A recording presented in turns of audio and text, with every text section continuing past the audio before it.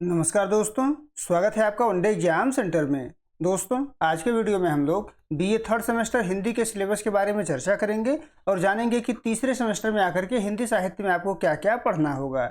जो पेपर आपको तीसरे सेमेस्टर में पढ़ना है उसका नाम है हिंदी गद्य। कुल 8 यूनिट आपको इस पेपर में पढ़ना है। एक एक करके हम लोग जानेंगे कि किस यूनिट में आपको क्या पढ़ना होगा।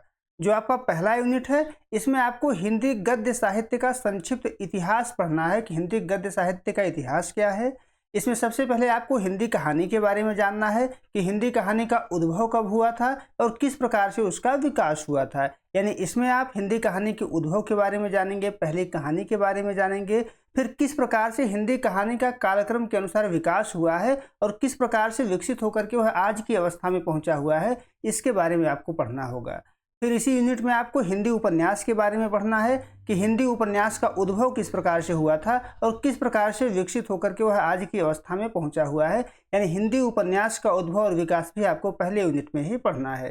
फिर हिंदी नाटक के बारे में पढ़ेंगे कि हिंदी नाटक का उद्भव किस प्रकार से हुआ था और किस प्रकार से विकसित होकर के वह आज की अवस्था में पहुंचा हुआ है। इसी प्रकार से हिंदी आलोचना का उद्भव और विकास भी आपको यहाँ पर पढ़ना होगा और हिंदी की जो अन्य गद्य विधाएं हैं उन अन्य गद्य विधाओं का भी उद्भव और विकास आपको यहाँ पर पढ़ना हो गया। जैसे जीवनी के उद्भव और विकास के बारे में पढ़ेंगे, आत्मकथा के उद्भव और विकास के बारे में पढ़ेंगे, संस्मरण का उद्भव और विकास किस प्रकार से हुआ था, यात्रा साहित्य का उद्भव और विकास किस प्रकार से हुआ था, इसके बारे में आपको पहले यूनिट में ही पढ़ना होगा।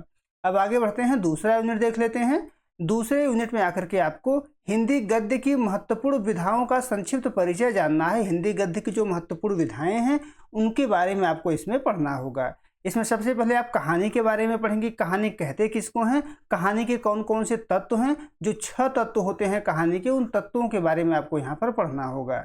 इसी प्रकार से आप हिंदी उपन्यास के बारे में पढ़ेंगे कि हिंदी उपन्यास होता क्या है, इसके कौन कौन से तत्व होते हैं, इसके बारे में जानेंगे। कहानी और उपन्यास में अंतर क्या होता है, इसके बारे में जानेंगे। नाटक किसको कहा जाता है, नाटक के कौन कौन से तत्व होते हैं। एकांकी किसको कहते हैं, एकांकी के कौन कौन से तत्व होते हैं। इसी प्रकार की आलोचना, निबंध, यात्रा वृत्तांत, संस्मरण, रेखा चित्र, डायरी, रिपोर्टाज, आत्मकथा, जीवनी, व्यंग, ये क्या होते हैं, इनके कौन कौन से तत्व होते हैं, इन सभी के बारे में आपको विस्तार से पढ़ना होगा। और जहाँ पर अंतर करना होगा वहाँ पर अंतर भी आपको करना होगा। जैसे कहानी और उपन्यास में क्या अंतर होता है, इसके बारे में जानेंगे। रेखाचित्र और संस्मरण में क्या अंतर होता है, इसके बारे में जानेंगे। आत्मकथा और जीवनी में क्या अंतर होता है, इसके बारे में भी आपको दूसरे यूनिट में ही पढ़ना होगा। अब आगे बढ़ते हैं, तीसरा यूनिट देख लेते हैं। तीसरे यूनिट में आकर के हिंदी उपन्यास के बारे में आपको पढ़ना है। जो सिलेबस में आपके उपन्यास लगा हुआ है उस उपन्यास को आपको यहाँ पर पढ़ना होगा। जो आपके सिलेबस में उपन्यास लगा हुआ है उसका नाम है झांसी की रानी, जो वृंदावन लाल वर्मा के द्वारा लिखा गया है। इसका विद्यार्थी संस्करण आपको पढ़ना है, जिसके संपादक हैं डॉक्टर पुनीत विसारिया, जो प्रभात प्रकाशन नई दिल्ली से प्रकाशित हुआ है। यानी झांसी की रानी जो उपन्यास है इसको आपको पढ़ना होगा। इससे आपकी परीक्षा में व्याख्या वाले प्रश्न पूछे जाएंगे, आलोचनात्मक प्रश्न भी पूछे जाएंगे, तो इस उपन्यास को आपको यहाँ पर पढ़ना होगा। अब चौथा यूनिट देख लेते हैं।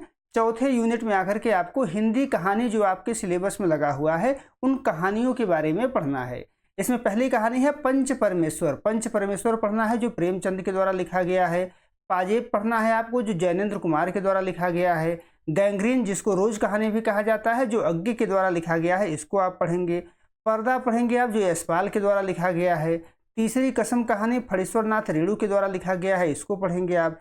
पिता कहानी जो है ज्ञान रंजन के द्वारा लिखा गया है, इसको आप यहाँ पर पढ़ेंगे। तो इतनी कहानियों को आपको पढ़ना है। इस पर से आपके आलोचनात्मक प्रश्न भी पूछा जाएगा और व्याख्या भी पूछा जाएगा, तो अच्छे तरीके से इसको आपको तैयार करना होगा।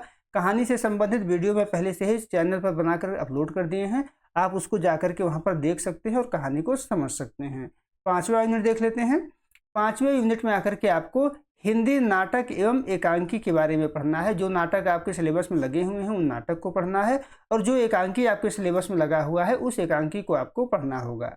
नाटक आपके सिलेबस में केवल एक ही लगा हुआ है, ध्रुव स्वामी, जो जयशंकर प्रसाद के द्वारा लिखा गया है। और इस नाटक से आपसे व्याख्या पूछा जाएगा और आलोचनात्मक प्रश्न पूछा जाएगा। जैसे नाटक के तत्वों के आधार पर ध्रुव स्वामी की व्याख्या कीजिए, या ध्रुव स्वामी की ऐतिहासिकता के बारे में बताइए। जो महत्वपूर्ण पात्र हैं उनके चरित्रों के बारे में आपसे पूछा जा सकता है। तो ये सभी चीज़ें आपको तैयार करनी होंगी। अब जो एकांकी आपके सिलेबस में लगा हुआ है उसमें पहला एकांकी है दीपदान, जो डॉक्टर राम कुमार वर्मा के द्वारा लिखा गया है। लक्ष्मी का स्वागत भी लगा हुआ है आपके सिलेबस में, जो उपेंद्र नाथ अस्क के द्वारा लिखा गया है। इन एकांकियों को भी नाटक की तरह ही तैयार आपको करना होगा। अब आगे बढ़ते हैं, छठा यूनिट है। छठवें यूनिट में आकर के आपको हिंदी निबंध के बारे में पढ़ना है, जो निबंध आपके सिलेबस में लगा हुआ है। इसमें पहला निबंध है भारत वर्षोन्नत कैसे हो सकती है, जो भारतेंदु हरिश्चंद्र के द्वारा लिखा गया है, इसको आप पढ़ेंगे। मित्रता निबंध जो है रामचंद्र शुक्ल के द्वारा लिखा गया है, इसको आपको पढ़ना है। अशोक के फूल निबंध है जो हजारी प्रसाद द्विवेदी के द्वारा लिखा गया है, इसको आपको पढ़ना होगा। उत्तरा फाल्गुनी के आसपास कुबेरनाथ राय के द्वारा लिखा गया निबंध है, इस निबंध को भी आपको पढ़ना होगा। अंतिम जो निबंध है वो है तुम चंदन हम पानी, जो डॉक्टर विद्यानिवास मिश्र के द्वारा लिखा गया है। इस निबंध को भी आपको पढ़ना होगा। इससे आपसे व्याख्या पूछा जा सकता है और आलोचनात्मक प्रश्न भी आपसे पूछा जा सकता है, तो अच्छे से निबंध को भी आपको तैयार करना है। आगे बढ़ते हैं, सातवां यूनिट देख लेते हैं। सातवें यूनिट में आकर के आपको अन्य गद्य विधाएं प्रथम खंड आपको पढ़ना है, यानी अन्य गद्य विधाओं के बारे में इसमें आपको पढ़ना होगा। इसमें रेखा चित्र आपके सिलेबस में लगा हुआ है। गिल्लू जो महादेवी वर्मा के द्वारा लिखा गया है, इसको पढ़ना है। संस्मरण आपके सिलेबस में लिखा गया है 30 वर्ष का साथी, रामविलास शर्मा के द्वारा लिखा गया है। जीवनी का अंश लगा हुआ है, पूरा जीवनी नहीं लगा हुआ है। कलम का सिपाही जो अमृत राय के द्वारा लिखा गया है। रिपोर्टाज आपके सिलेबस में लगा हुआ है ऋण जल धन जल, जो फरीश्वरनाथ रेणु के द्वारा लिखा गया है। इसी प्रकार से व्यंग्य आपके सिलेबस में लगा हुआ है भोला राम का जीव, जो हरिशंकर परसाई के द्वारा लिखा गया है, इसको भी आपको पढ़ना होगा। व्याख्या आपको पढ़ना होगा, व्याख्या आपसे परीक्षा में पूछा जा सकता है और आलोचनात्मक प्रश्न भी आपसे परीक्षा में पूछा जा सकता है, तो दोनों आपको यहाँ पर तैयार करना होगा। अब आठवां और अंतिम यूनिट देख लेते हैं। इसमें अन्य गद्य विधाएं द्वितीय खंड आपके सिलेबस में लगा हुआ है, यानी इसमें भी अन्य गद्य विधाओं के बारे में ही आपको पढ़ना है जो आपके सिलेबस में लगा हुआ है। इसमें पहला है यात्रा वृत्तांत, मेरी तिब्बत यात्रा आपके सिलेबस में लगा हुआ है, जो राहुल सांकृत्यायन के द्वारा लिखा गया है। डायरी आपके सिलेबस में लगा हुआ है एक लेखक की डायरी, जो मुक्तिबोध के द्वारा लिखा गया है। इंटरव्यू आपके सिलेबस में लगा हुआ है मैं इनसे मिला, सूर्यकांत त्रिपाठी निराला, पदम सिंह शर्मा कमलेश, यह भी आपको पढ़ना है। आत्मकथा का एक अंश आपके सिलेबस में लगा हुआ है जूठन, जो आत्मकथा है, जो ओम प्रकाश वाल्मीकि की आत्मकथा है, इन्हीं के द्वारा लिखा गया है, तो इसके बारे में आपको पढ़ना होगा। यहाँ पर भी आपसे व्याख्या पूछा जा सकता है और आलोचनात्मक प्रश्न भी आपसे यहाँ पर पूछा जा सकता है। तो कुल 8 यूनिट आपके सिलेबस में लगा हुआ है। 8 यूनिट को आपको अच्छे से तैयार करना है। एक एक करके सभी यूनिट पर मैं वीडियो लेकर के आऊँगा। अगर अभी तक आपने हमारे चैनल को सब्सक्राइब नहीं किया है तो चैनल को सब्सक्राइब कर लीजिए। बहुत बहुत धन्यवाद।